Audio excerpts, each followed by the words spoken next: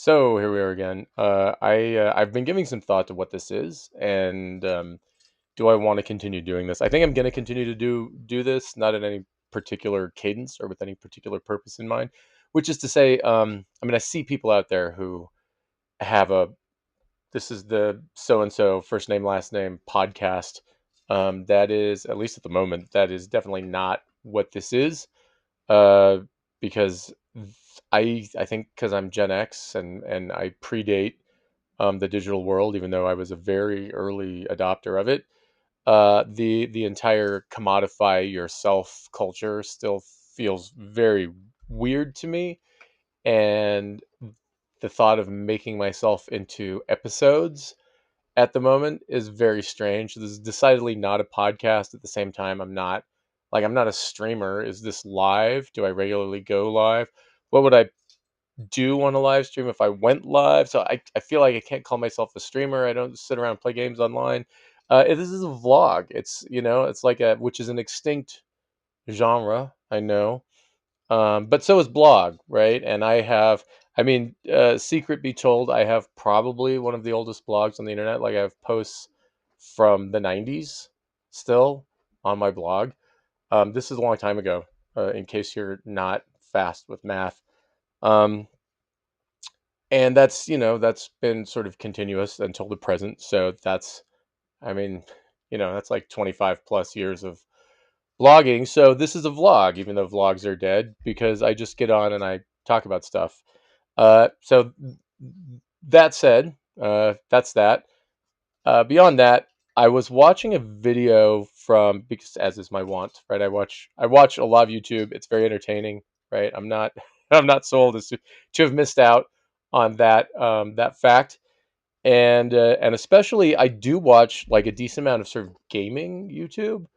Um, but with a different wrinkle because I'm Gen X and I grew up playing like, Sierra Online games, right? Like King's Quest and stuff like that, right? So, I got started in gaming in a different era and I have a different relationship to gaming from a lot of folks these days. And I was watching this video today from Mikey Addo, something. I'll link it in the description. And she was talking about the difference between old games and current games. And she pointed out, and this is absolutely true, that old games. I think the way she put it is, old games didn't really hold your hand, and new games do. I would put it even more stridently than that, which is that new games, in many cases, are not actually games.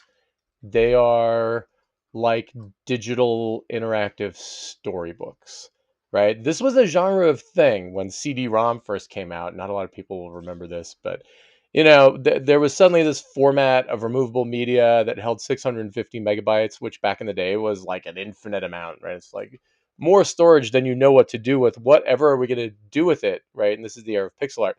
And one of the things that happened is, people made what at the time were called sort of interactive storybooks, which is to say everything was sort of planned, right? There was a plot, there were characters, there was a beginning and a middle and an end that were already written.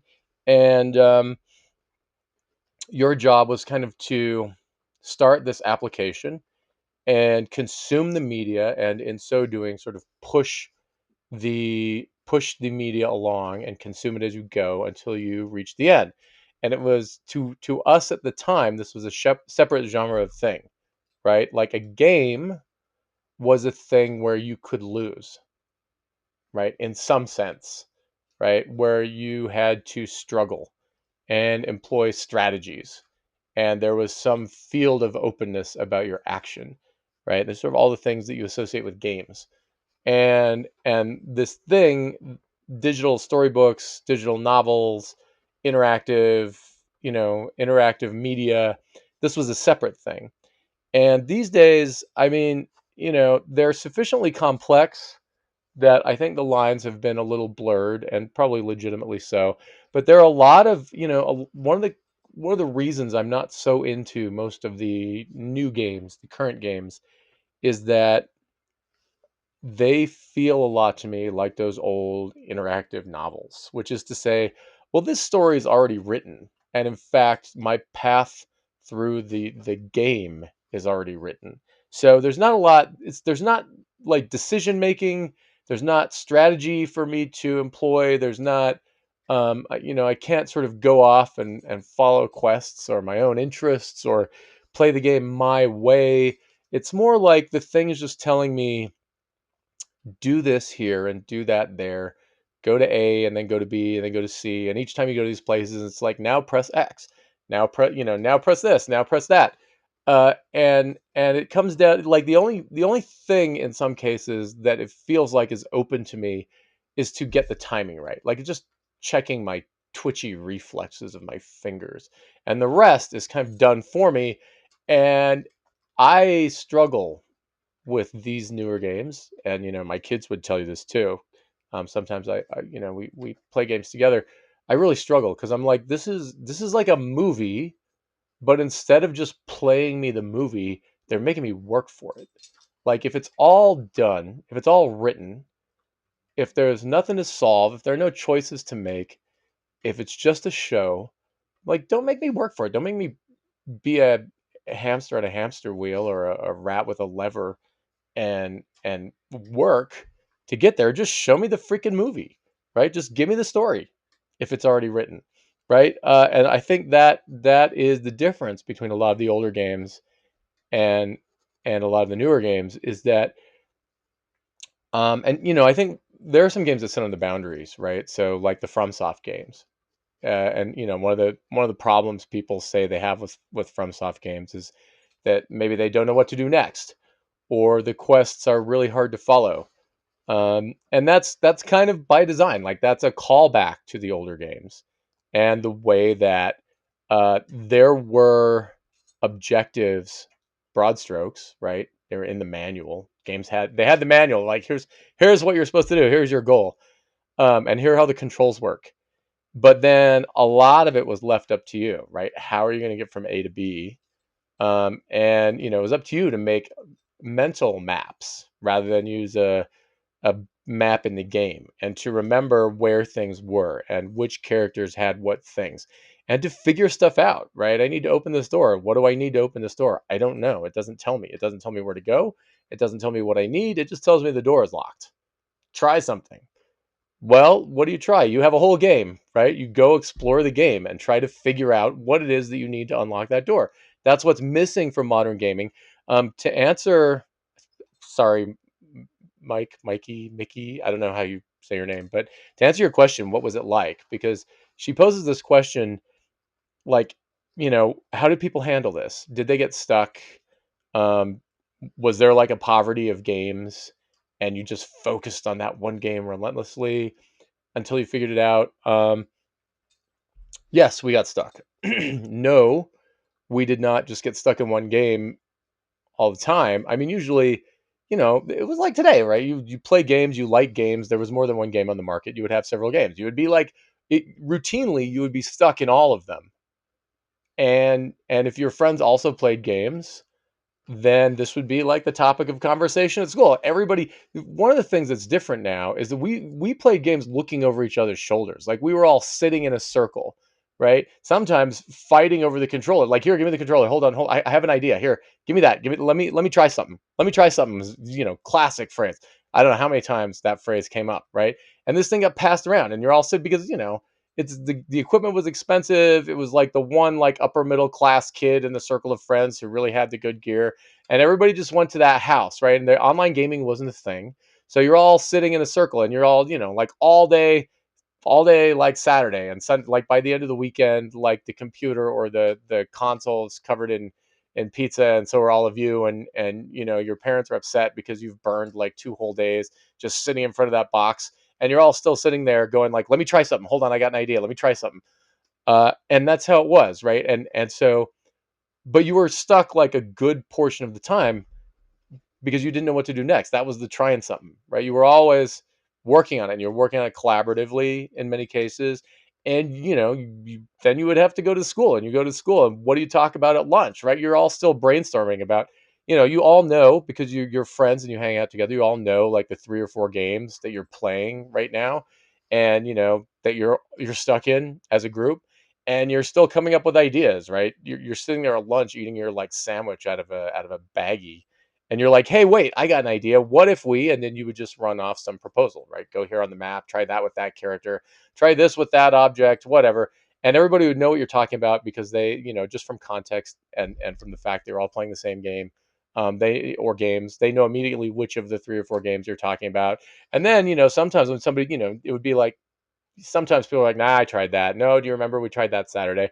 Other times, everybody would be like, that's got to be it. That's got to be it. Oh my god. Oh my god. Oh my, that's got to be it. Right. And then you're all going crazy, right? For the next time you can get together and try out what you think you figured out. And sometimes it wouldn't work, and sometimes it would.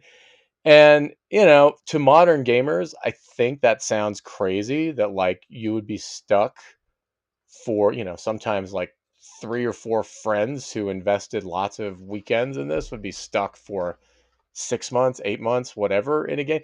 But this was like what made a game good.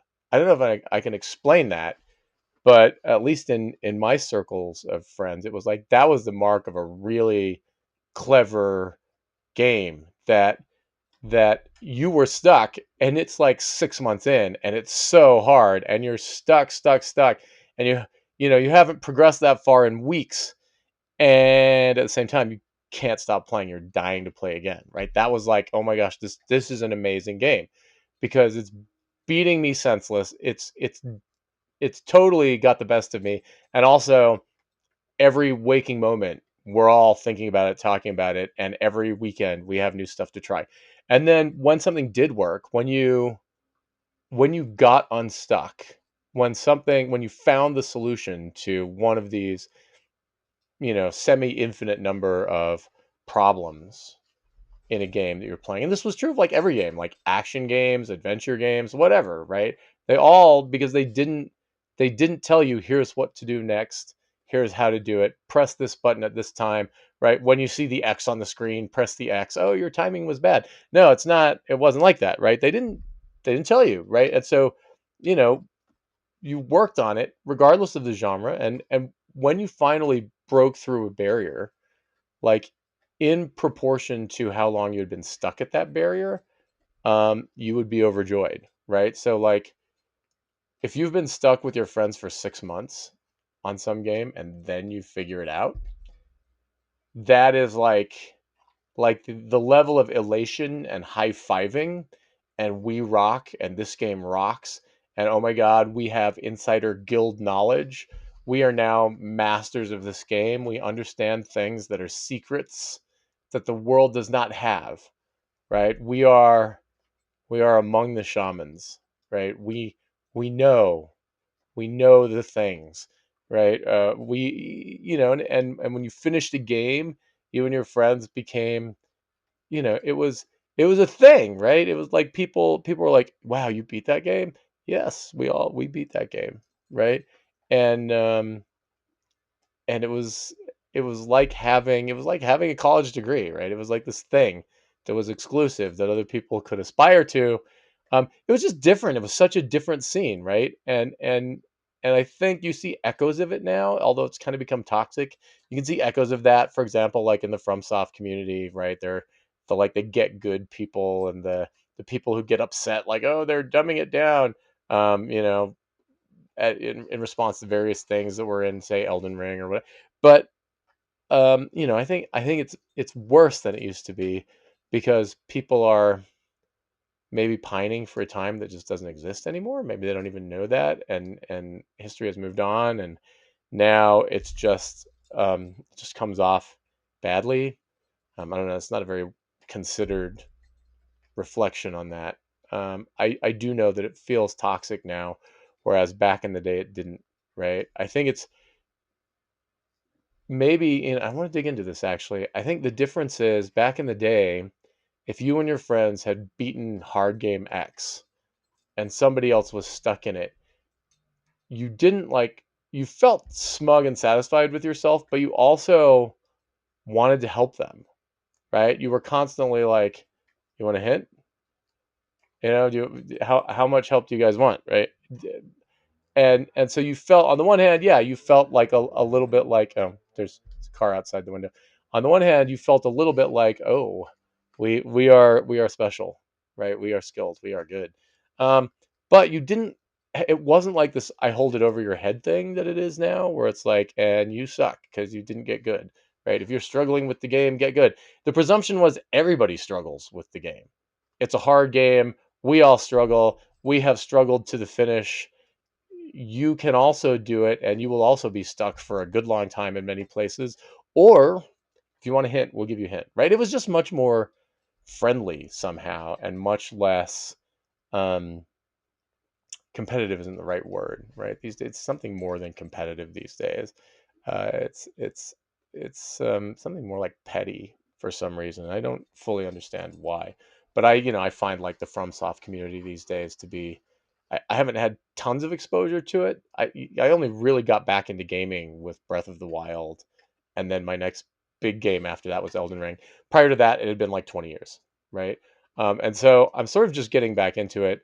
But the FromSoft community that I see out there is pretty toxic, pretty nasty. It doesn't feel like it felt back in the day that, hey, we're all doing a hard thing and a fun thing, and we all sort of wink and nod and know that we're all having the same experience. Like, it's much less nice than that, and I don't know why. But anyway, uh, but yeah, by and large, one of my disappointments with a lot of the really visually beautiful games that are out there on the market right now is that they're just not that fun. Because to me, it feels like those interactive novels at the start of the CD-ROM era, right? It's like, oh, what part of this do I get to decide? Well, like, none of it.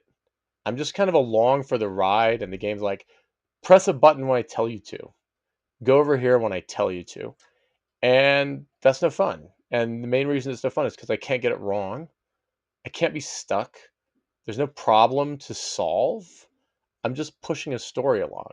Like, substantively, playing, quote unquote, playing a lot of these newer games doesn't feel all that different from game to game to game, right? It's a much more complex version of. There was another genre of technology in the 90s.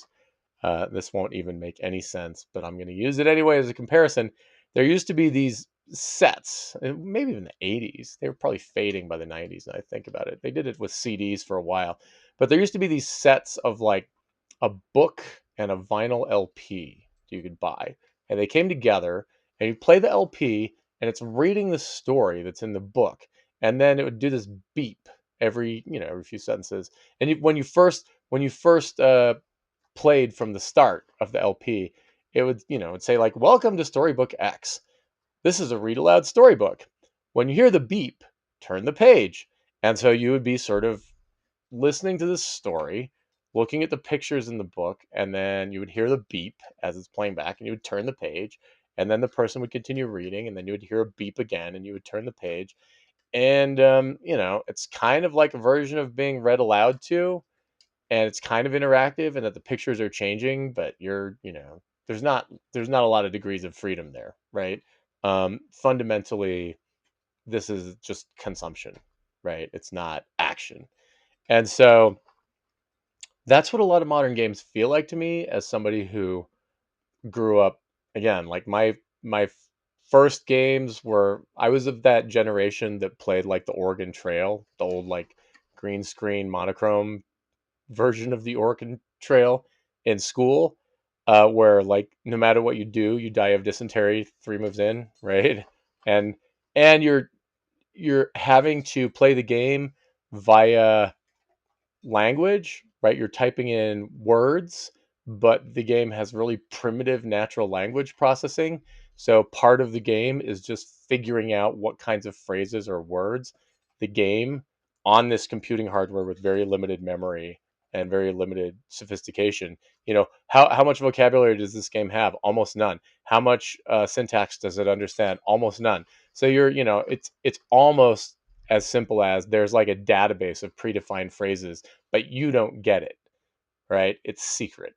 and that's, issuing these phrases in the right sequence, with the right words, right, is how you beat the game. But how do it's up to you to come up with them, right? This was the early period of gaming, and for those of you who haven't done this, getting your hands on like King's Quest 1, 2, and 3 in DOS, like get yourself an emulator and boot up like a a virtual DOS box and find a copy of King's Quest 1, 2, or 3. These might even be online, like on websites. I feel like I've seen these virtualized, in like browsers. So search for it. But that's how games were, and you would work on these for a good long time, and you might be with your friends and spend a whole afternoon trying to get through one spot, trying all kinds of random nonsense, and none of it worked. And at the end of the day, you're no farther along in the game 10 hours later with three people working on it than you were at the start of the day. And it was hella fun. And it's sad that that's gone, because though I get the impulse to make sure that people progress and don't get stuck, um, my experience has been when I sit down and play these modern games where you, it's impossible for you to be stuck even a little bit. My experience has been that they're not fun. And so a lot of them, like, got a PS5, uh, in the height of PS5 hunting. I think I paid like way too much for it. They were hard to get for a minute there, and signed up to the PlayStation Network and started. It's like, yeah, this is gonna be great. Started downloading all these games. It was like they are so beautiful. The graphics are, like things have marched on, and then I would get to playing them and be like, they are so sterile and boring, and this is basically a movie, only it's a movie I can't watch unless I sit there and press buttons and move a lever, um, in the right ways. And it's, I found myself getting frustrated a lot. Sometimes I was like, listen, this looks like it could be a good movie. Just show me the freaking movie. Like, don't make me work for it. And other times I found myself being like, I wouldn't even watch this movie. So, what's my motivation to sit here and twiddle these buttons in the right ways at the right times based on screen instructions to try and consume this movie that I don't even want to see? Um, so, it's actually been the games I really want to play have kind of been few and far between. Um, I've played, like Elden Ring took an awful lot of time, Breath of the Wild took an awful lot of time, enjoyed both of those. Tears of the Kingdom, did not like. Uh, it's, physics engine magical. Rest of the game, it started to become, it had less of the magic. There was less of it was less up to you, right? And it was less, um, mysterious. Less was left to the figuring out. And then, I think like Hades. I liked Hades. That was really interesting because again, like you are, and that one's an interesting case study because there is actually a lot of story there, but your path to getting the story is not at all direct. And as is the case in I think any really good game, there are parts of the story you may never get, right? And I think that's important. And I think that runs counter to the modern gaming ethos. Maybe that's why I wrap up. I think one of my heuristics for deciding whether a game is any good is if if by the time you finish it you have 100% of the story, it probably sucked. If by the time you finish it you have half the story, it might be okay. And if by the time you finish it you feel like I think I have like 10% of the story, I might have to do this again. Um, that might actually be a pretty good game, and I think that's correlated to degrees of freedom and the degree to which, there are practical problems in the game that you have to solve as a player and choices that you have to make, and those choices affect what your experience is.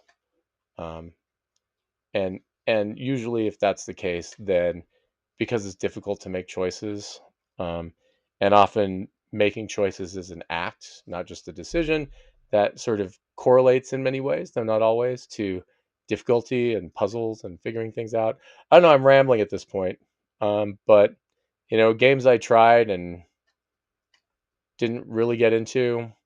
Um, we were excited about Hogwarts Legacy. I would rate that like a 2 out of 10, maybe a 1 out of 10. Saw the graphics, was excited about Ghost of Tsushima. Again, eh, like this is like I felt like let me play the game for God's sake. You're playing the game for me. Why am I even here? And I realized to some of you, that's like radical. You're like, what are you even talking about? But again, like I grew up with like King's Quest, right? Wandering around trying to figure out how the freaking map worked, because if you've ever played those games, they don't work like you expect them to work. If you walk 50 feet to the right and then you walk 50 feet to the left, you don't end up back where you started, right? You had to even figure out, how does the map work? What are the locations? And what order of movements do I get from place A to place B? And it's not linear and geographical, right? And so, I grew up in an age of gaming where everything had to be figured out, like pretty much everything. And every game was a self-contained universe of arcane, mysterious weirdness. And often that was due to the limitations of the hardware and the limitations of software at the time. But it made for fun because you were legitimately exploring new worlds with their own properties that were unknown, right? And that experience these days is kind of rare. Even as elaborately as game studios try to make new worlds, and they have more resources at their fingertips than has ever been the case before. In so many cases, they fail. They're not making new worlds. They're making the same old world over and over and over and over and over again. And it's basically like Assassin's Creed warmed over, or Skyrim warmed over, like forever and ever again. Amen. And anyway, I'll stop there. But yes, it was different. Yes, we got stuck. No, we didn't just focus on one game. We were usually stuck in like 6 games. And it's a Wii. I mean, that's also like massively missing today. The Wii. Um, Left for another video, but for all you modern gamers who are doing this like with a headset on Twitch, like I get it, and it's social in a very 2025 way. But man, there's no substitute for all your friends are sitting in the same room, cross-legged, hunched around a monitor, swilling Coke and eating pizza, and like handing the controller back and forth. Like, hold on, let me try something. Hold on, let me try something. Man, I missed that. That was good. All right, that's all I got.